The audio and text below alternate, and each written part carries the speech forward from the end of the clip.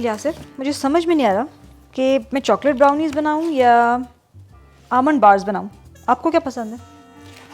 काश मैं तुमसे बात करता हूँ, मैं थोड़ा सा बिजी हूँ, मैं अभी आपको बताता हूँ। क्या बात है, आप कुछ काम कर रहे हैं?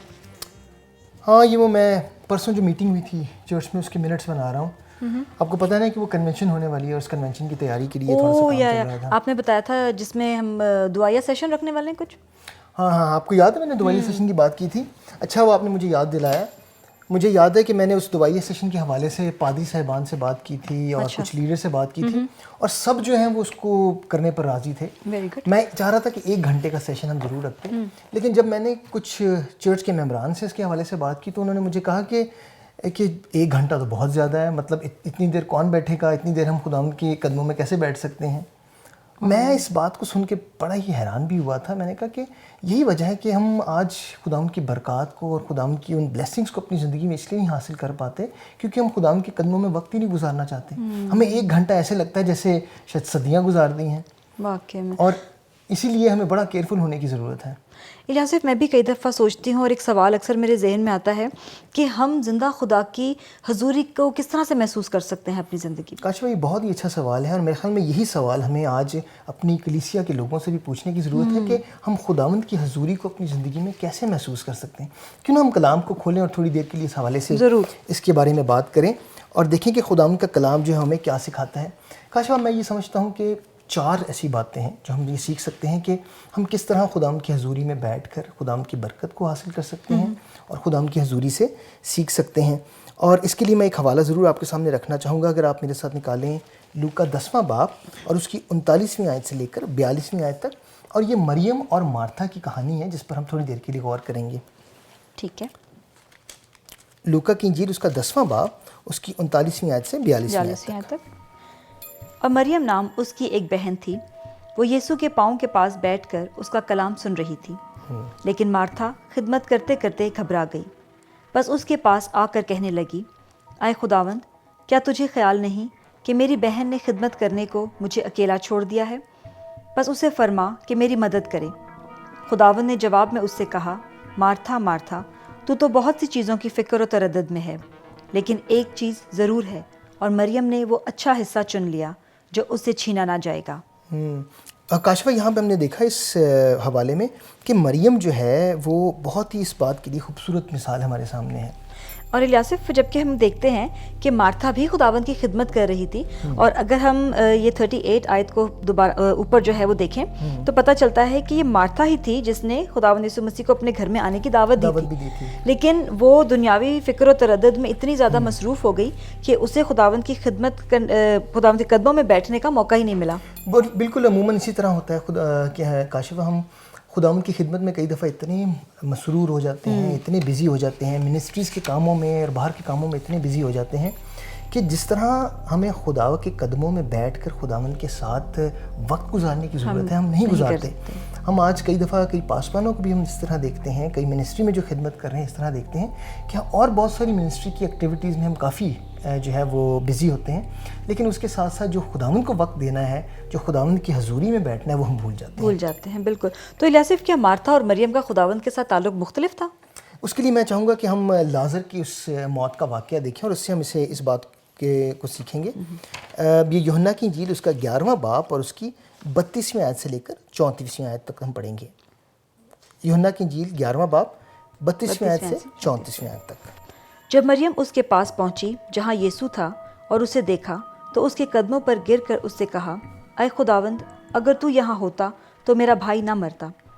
जब यीशु ने उसे और उन यहूदियों को जो उसके साथ आए थे रोते देखा तो दिल में निहायत रंजीदा हुआ और घबरा कर कहा, तुमने उसे कहाँ रखा है? उन्होंने कहा, ऐ खुदावंद, चल कर देख ले। काशफा, यहाँ आपने गौर किया कि ये मार्था थी जो खुदाम यीशु मसीह का इस्तकबाल करती है और अंदर लेके आती है, लेकिन जब मरियम खुदाम यीशु मसीह को देखती है तो फिर अपने रवैये के मुताबिक वो जाकर खुदाम यीशु मसीह के कदमों में बैठ जाती है और खुदावंद से बात करती है और खुदावंद से कहती है कि अगर तू यहाँ होता तो मेरा भाई ना मरता। ہم نے دیکھا کہ جب ہم خداوند کے قدموں میں بیٹھتے ہیں تو ہم خداوند کے دل تک پہنچتے ہیں، اور یہاں پہ مریم بھی خداوند کے دل تک پہنچی اور خداوند نے پھر اسے جواب دیا۔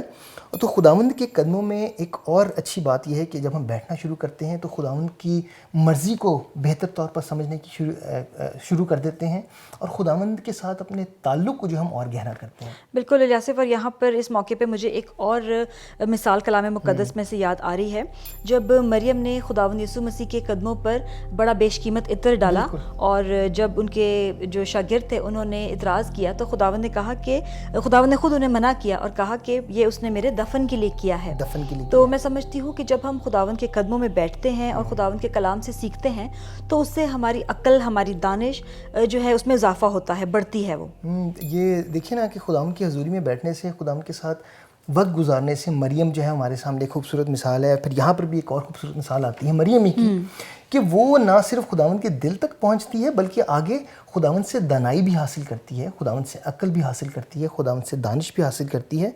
اور ہم جب خداوند کی حضوری میں لگاتار بیٹھنا شروع کرتے ہیں، خداوند کے ساتھ وقت گزارنا شروع کرتے ہیں، تو ہم خداوند کی تعریف کرنا بھی سیکھتے ہیں ہر بات میں، اور پھر خداوند کی مرضی کو ہم اپنی زندگی میں بہتر طور پر سمجھنے لگتے ہیں۔ تو الیاسف، خداوند کی حضوری میں ٹھہرنے سے ہماری زندگی میں اور کیا اثرات ہوتے ہیں؟ دیکھیں، جب ہم خداوند کی حضوری میں بیٹھنا شروع کرتے ہیں، خداوند کے ساتھ وقت گزارنا شروع کرتے ہیں، تو جیسے زبور اگر ہم 73 پڑھیں 73، تو اس میں ہمیں پتہ چلتا ہے کہ آصف کی زندگی سے جو اس کا مصنف ہے ہم سیکھتے ہیں۔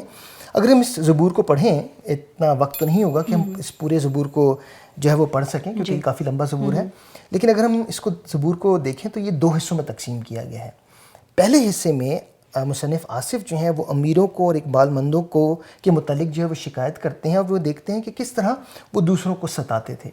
لیکن ہم دیکھتے ہیں کہ اس زبور کے دوسرے حصے میں مصنف آصف جو ہیں ان کا رویہ تبدیل ہو گیا ہے۔ وہ اب دنیا کو فرق نظریے سے دیکھتے ہیں، اور وہ یہ دیکھتے ہیں کہ دوسرے حصے میں کہ جو امیر ہے وہ امیر ہوتا چلا جا رہا ہے، اور جو غریب ہے وہ غریب ہوتا چلا جا رہا ہے۔ لیکن ان کا پورا نظریہ 17ویں آیت میں آ کر تبدیل ہو جاتا ہے۔ 17ویں آیت کیا کہتی ہے کہ جب تک میں نے مسیح کے مقدس میں جا کر ان کے انجام کو نہ سوچا۔ مسیح کے مقدس میں جب وہ پہنچا تو زندگیوں میں، اس کی سوچ میں اور اس کے نظریے میں تبدیلی آ گئی۔ اور واقعی میں الیاسف ایک بڑی ہی خوبصورت حوالہ ہے، اور ہم دیکھتے ہیں کہ آصف جب خداوند کی حضوری میں آ گئے تو انہیں ایک نیا نظریہ ملا، ایک روحانی نظریہ، اور میں سمجھتی ہوں کہ اسی نظریے نے انہیں خداوند کے حضور میں جھکا دیا۔ بالکل، ہم دیکھتے ہیں کہ ان کی سوچ جو ہے وہ بدل گئی، ان کا نظریہ جو ہے وہ بدل گیا۔ اب وہ دنیا کو دنیا کی نظر سے نہیں دیکھتے تھے بلکہ اب وہ خدا کی نظر سے دیکھنے لگے تھے۔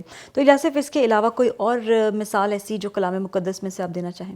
ایک اور مثال جو ہم بڑی خوبصورت دیکھتے ہیں، اگر ہم پہلا سلاطین پڑھیں تو وہاں پر ہمیں ایلیا نبی کی مثال آتی ہے، اور یہ نبی جو ہے ایک ناڈر نبی تھا، اور یہ اس بادشاہ کے سامنے کھڑا ہوا جس بادشاہ نے اپنی زندگی میں یہ قسم کھائی تھی کہ وہ سارے نبیوں کو قتل کروا ڈالے گا، اور یہ جرت کر کے اس کے سامنے کھڑا ہوتا ہے۔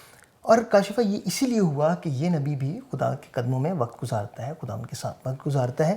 اور ہمارے لیے ایک اور بڑی اپلیکیشن زندگی کے لیے یہ ہے کہ جب ہم خداوند کے ساتھ اپنا وقت گزارنا شروع کرتے ہیں، خداوند کی حضوری میں بیٹھنا شروع کرتے ہیں، تو خداوند ہمیں بولڈنس آف اسپرٹ دیتا ہے، جس کو کہتے ہیں دلیری کی روح خداوند ہمیں بخش دیتا ہے۔ زندگی میں چاہے بڑی سے بڑی تکلیف ہو، زندگی میں چاہے بڑی سے بڑی پریشانی ہو، ہم دلیری سے خداوند کے سامنے، اس تکلیف کے سامنے یا اس مشکل کے سامنے کھڑے رہ سکتے ہیں۔ بالکل، واقعی میں الیاسف ہم دیکھتے ہیں کہ یہ کتنا ضروری ہے کہ ہمیں اپنی زندگی میں، ہم بہت سے مصروفیات میں وقت گزارتے ہیں، لیکن یہ بھی ضروری ہے کہ ہم خداوند کی حضوری میں بیٹھیں اور خداوند کے ساتھ وقت گزاریں اور خداوند کے کلام سے سیکھیں۔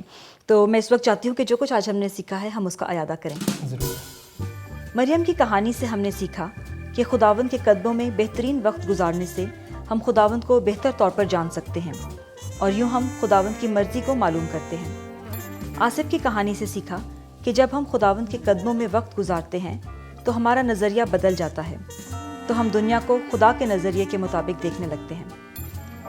ایلیا کی کہانی سے ہم نے سیکھا کہ خداوند کے قدموں میں وقت گزارنے سے ہماری دعائیں با اثر ہو جاتی ہیں، کیونکہ ہم خداوند کی مرضی کے مطابق مانگنے لگتے ہیں۔ الیاسف، بچوں کو لانا تو بھول ہی گئے، بچوں کو تو لے آئیں۔ اوہ ہاں، بچوں کو لانا ہے، لیکن اب میں نہیں جا سکتا، میرے پاس کافی کام ہے، مہربانی کر کے آپ لے آئیں جا کے پلیز۔ Okay, thank you.